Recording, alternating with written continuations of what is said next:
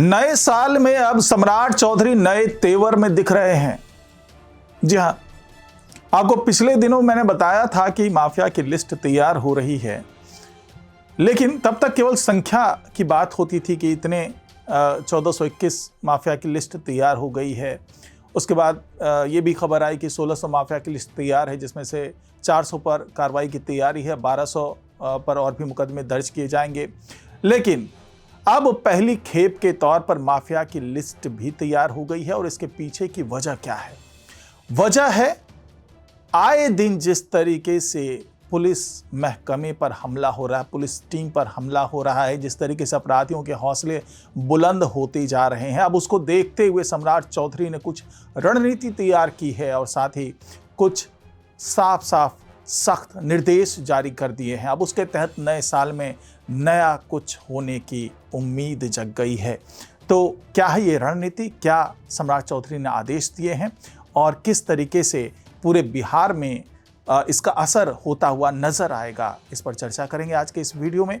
इस वीडियो को आखिर तक जरूर देखिएगा। नमस्कार, मैं हूं डॉक्टर सुरजीत सिंह और आप देख रहे हैं YBN बिहार झारखंड। अगर आपने अभी तक इसे सब्सक्राइब नहीं किया है तो सब्सक्राइब कर लीजिए और अगर आपको ये वीडियो अच्छा लगे तो लाइक कीजिए, शेयर कीजिए और कमेंट जरूर कीजिए।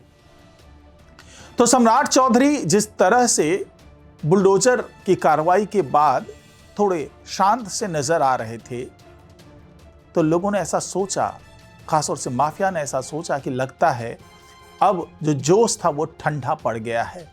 अब कोई भी कड़ी कार्रवाई सम्राट चौधरी नहीं करेंगे।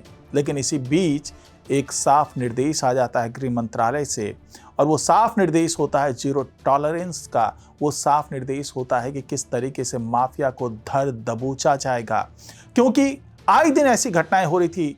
कल की घटना की बात करें तो पश्चिम चंपारण जिले के लौरिया जो थाना क्षेत्र है उसके दुबौलिया गांव में जिस तरीके से हमला हुआ, जिस तरीके से CO और थाना अध्यक्ष समेत 5 पुलिस कर्मियों को पीट पीट कर, पत्थर मार करके घायल कर दिया गया, घर में आग लगा दी गई, ये संकेत था कि अभी भी कुछ ऐसा तबका है जो जंगल राज चाहता है, जो नहीं चाहता कि यहां पर कानून व्यवस्था का राज हो, जो नहीं चाहता कि यहां पर शांति व्यवस्था हो।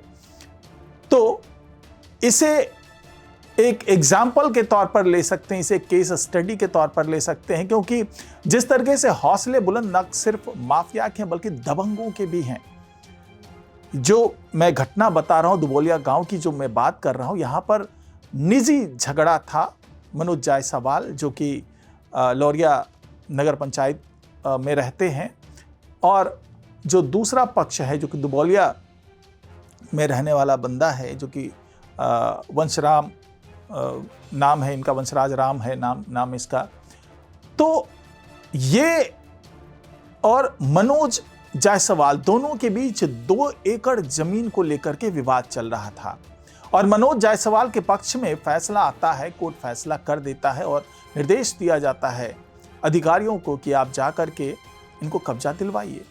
17 दिसंबर को अधिकारियों की जो टीम है वो पहुंचती है गांव में और कोशिश करती है कब्जा दिलाने की, लेकिन उस वक्त भी जो वंशराज राम है उस अपने साथियों के साथ, अपने परिजनों के साथ मौके पर पहुंच जाता है और उग्र कार्रवाई करता है, जिसके कारण पुलिस टीम को वहां से उल्टे पैर भागना पड़ता है। अब जब एक बार फिर कोर्ट ने फटकार लगाई और हुक्म की तामील कराने की बात की, तो एक बार फिर टीम पहुंचती है प्रशासन के साथ में। CO साहब साथ में होते हैं, थाना अध्यक्ष साथ में होते हैं, पुलिस की टीम होती है और कब्जा दिलाने की प्रक्रिया शुरू होती है। लेकिन एक बार फिर वही होता है जो 17 दिसंबर को हुआ था। एक बार फिर उपद्रवी अपने सगे संबंधियों, परिजनों, दोस्तों, पड़ोसियों को लेकर के मौके पर पहुंच जाता है और शुरू कर देता है मारपीट करना। हालात ऐसे बनते हैं कि भीड़ में CO साहब फंस जाते हैं, थाना अध्यक्ष फंस जाते हैं, उनके साथ 3 पुलिसकर्मी फंस जाते हैं और तीनों की जमकर पिटाई कर दी जाती है, अधमरा कर दिया जाता है। हालात ऐसे होते हैं कि 5 को आनन फानन में हॉस्पिटलाइज कराने की नौबत बन जाती है। और पुलिस का जो एक बड़ा दस्ता था जो मौके पर तो मौजूद था, लेकिन शायद उसे अपनी जान की ज्यादा फिक्र उस वक्त महसूस हुई, तो कोशिश तो की भीड़ को समझाने की, वहां पर बल प्रयोग होता हुआ नजर नहीं आया। लेकिन जब यह खबर पहुंची पुलिस महकमे में, पुलिस मुख्यालय में, तब वहां से साफ निर्देश दिया गया कि अगर ऐसा कोई पुलिसकर्मी जिसे डर लग रहा है या फिर जानबूझ करके या ऐसा कुछ है कि उस व्यक्ति के साथ मिली भगत है कुछ पुलिसकर्मियों की, तो सबकी समीक्षा की जाएगी और सबके खिलाफ कार्रवाई होगी। उसके बाद हरकत में आता है पुलिस महकमा, पुलिस टीम हरकत में आती है और पहुंचती है और 14 उपद्रवियों को गिरफ्तार कर लिया जाता है। क्योंकि यह संदेश देना जरूरी था कि अगर किसी भी तरीके से आप कानून व्यवस्था के साथ खिलवाड़ करना चाहते हैं, पुलिस को चैलेंज देना चाहते हैं, तो जैसा कि पहले ही सम्राट चौधरी ने घोषणा कर दी है, डीजीपी ने घोषणा कर दी है कि अगर पुलिस को चैलेंज देंगे तो हम इनकाउंटर करने से भी बाज नहीं आएंगे। अगर आत्मरक्षार्थ गोली भी चलानी पड़े तो गोली भी चलाएंगे।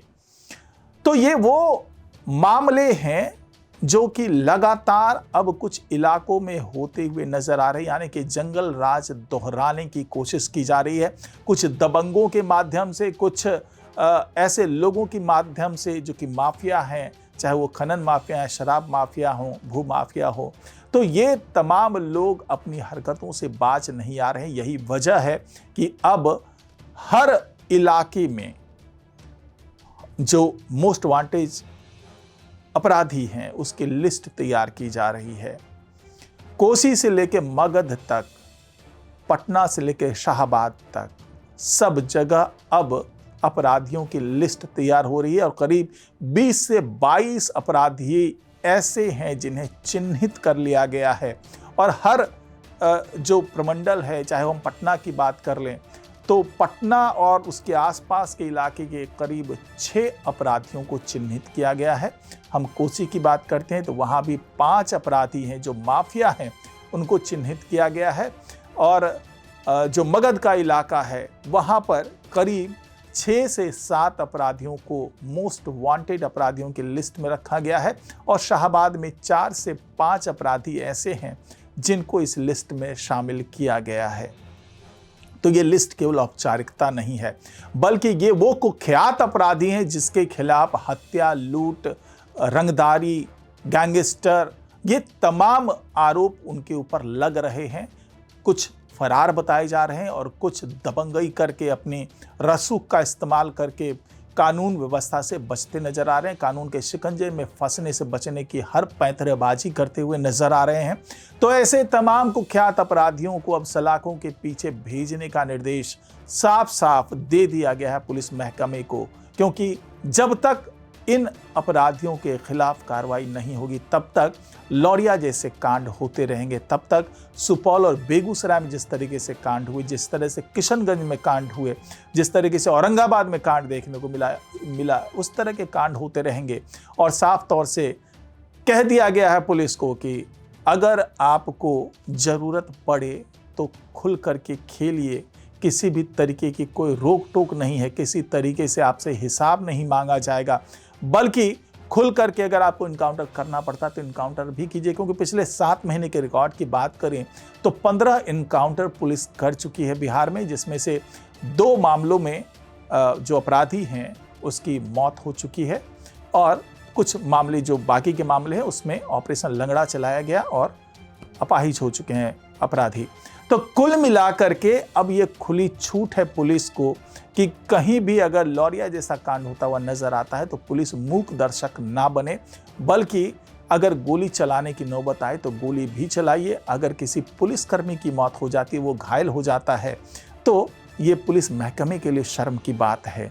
और फौरी तौर पर कार्रवाई करते हुए जो पुलिस है वो नजर आए और इसमें किसी भी तरीके से कोई भी, चाहे रसूखदार हो, कोई दबंग हो, चाहे कितना भी प्रभावशाली व्यक्ति क्यों ना हो, उसके साथ सख्ती से कार्रवाई पुलिस करे।